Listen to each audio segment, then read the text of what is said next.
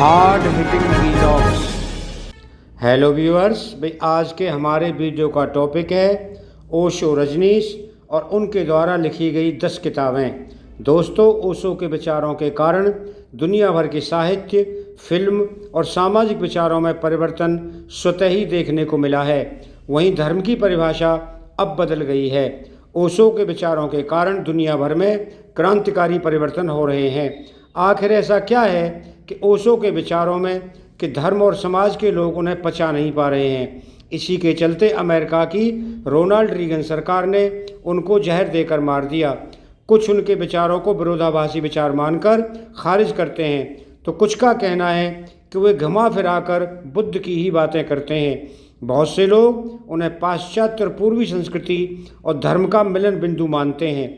ओशो का हिंदी साहित्य जितना समृद्ध है, उससे कहीं ज़्यादा उनके द्वारा अंग्रेजी में दिए गए प्रवचनों ने दुनिया भर में तहलका मचा रखा है। यहाँ प्रस्तुत है ओशो की हिंदी की ऐसी 10 किताबें जो दुनिया भर में बहुत तादाद में पढ़ी जाती हैं। नंबर 1, कृष्ण स्मृति और गीता दर्शन। ये 2 किताबें ओशो द्वारा कृष्ण के बहुआयामी व्यक्तित्व पर दी गई 21 वार्ताओं और नव संन्यास पर दिए गए एक विशेष प्रवचन का खास संकलन है। गीता दर्शन नाम से उनकी इस प्रवचनमाला को सुनना या पढ़ना ऐसा है मानो महाभारत के युद्ध में स्वयं खड़े होकर कृष्ण को सुनना। यही वह प्रवचनमाला है जिसके दौरान ओशो के साक्षित्व में संन्यास ने नए शिखर को छूने के लिए उत्प्रेरणा ली और नव संन्यास अंतर्राष्ट्रीय की संन्यास दीक्षा का सूत्रपात हुआ। कृष्ण और गीता को समझना हो तो इससे बेहतर दुनिया की कोई प्रवचनमाला नहीं हो सकती। नंबर 2, एस धम्मो सनातनो। भगवान कृष्ण को ये कोई ईश्वर तुल्य व्यक्ति है तो वो बुद्ध ही हैं। बुद्ध धर्म का अंतिम मार्ग और वक्तव्य है। बुद्ध के बाद अब किसी को अवतार लेने की जरूरत नहीं और किसी को धर्म समझाने की जरूरत नहीं रह जाती। नए दार्शनिकों के होने का कोई महत्व नहीं। एस धम्मो सनातनो बुद्ध के प्रवचन और जीवन पर ओशो को सुनते हुए लगता है कि हम जैत वन में बैठकर स्वयं बुद्ध को ही सुन रहे हैं। इस प्रवचनमाला को सुनकर या पढ़कर आप खुद से पूछेंगे कि अब तक का जीवन मैं व्यर्थ क्यों गंवा बैठा, मैंने पहले अमृत क्यों नहीं चखा। नंबर 3, महावीर वाणी। ओशो की इस प्रवचनमाला को सुनना ऐसा ही है जैसे किसी घने जंगल के बीच शांत झील के पास बैठकर पक्षियों के मधुर स्वर को सुनते हुए ज्ञान को उपलब्ध हो जाने जैसा अनुभव। भगवान महावीर पर ओशो के ये प्रवचन जीवन और ब्रह्मांड के रहस्यों से पर्दा उठाते हैं।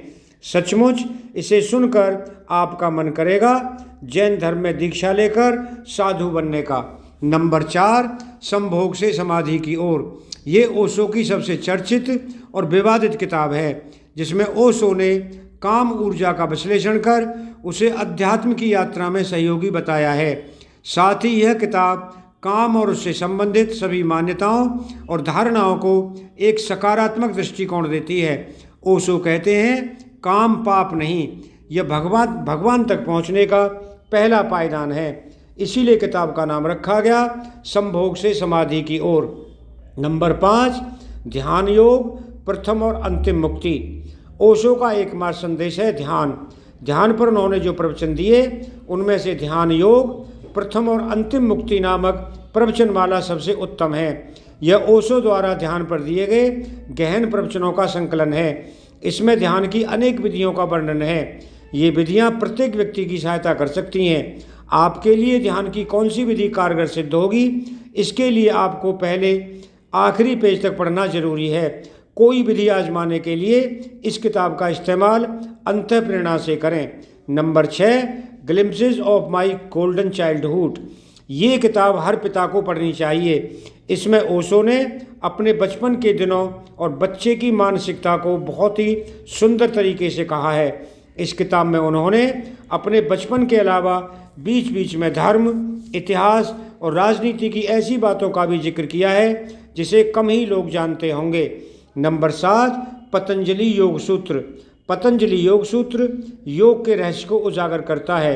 असल में धर्म का मार्ग यही है, मन से मुक्त होकर मोक्ष तक पहुंचने का एक प्रायोगिक और वैज्ञानिक मार्ग जिस पर चलकर कोई भी मोक्ष का द्वार खटखटा सकता है।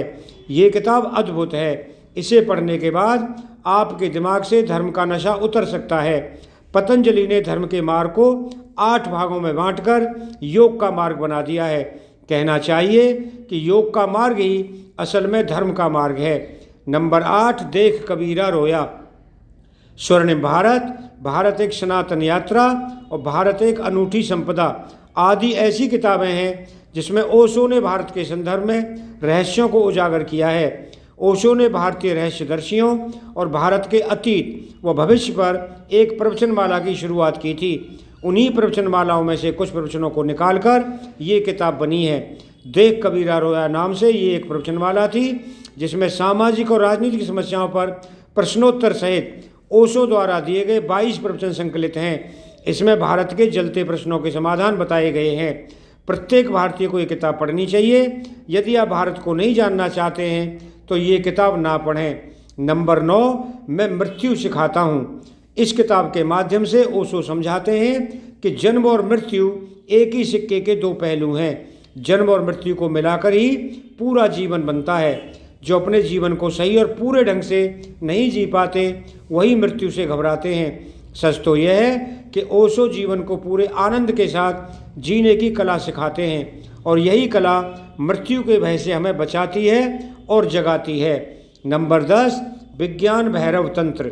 इसी में शिव सूत्र और तंत्र सूत्र की रहस्यमयी बातों का जिक्र है।